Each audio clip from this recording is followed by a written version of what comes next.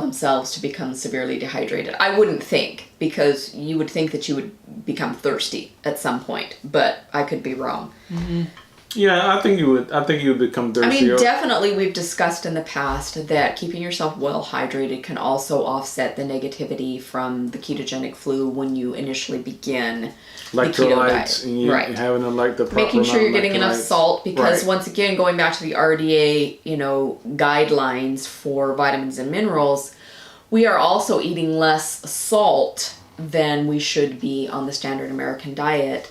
And so when you begin a ketogenic diet, you're going to need to increase your salt level because you're not taking in a lot of fortified or processed foods, and so you might be lacking the sodium that you once had. That you were taking in from before. Right. Yeah. Right. Right. So it is true that you are going to need to adjust your electrolyte balance when you start practicing this lifestyle. Right. At least initially. But I think that could be said about any kind of weight loss thing that you may try to do. Is you may need to adjust the amount of water you drink. Especially if you're doing any kind of supplementation. Yeah. If you're doing, if you're taking any vitamins or minerals or magnesium or potassium or anything like that, you're going to need to be aware of remaining hydrated.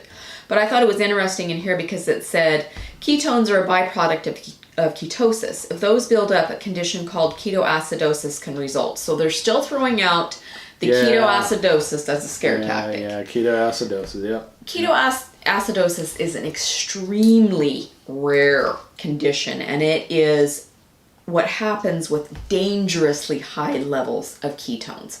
Most of us who are practicing this lifestyle are excited if we get, 1, maybe 2 ketone readings per millimolar.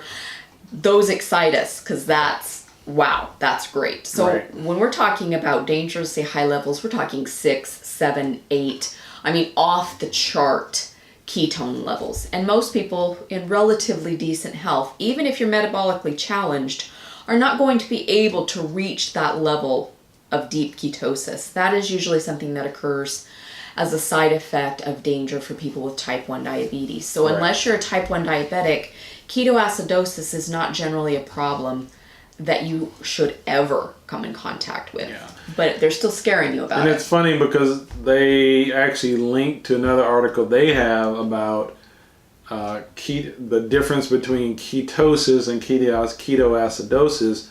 And it's kind of funny because if you read that article, they kind of explain what ketoacidosis is about. And how hard it would be for you to actually get it. They talk about it, so it's kind of funny. It's like, okay, they tell you to be aware of it, but then when they link over to another article, it talks about basically how hard it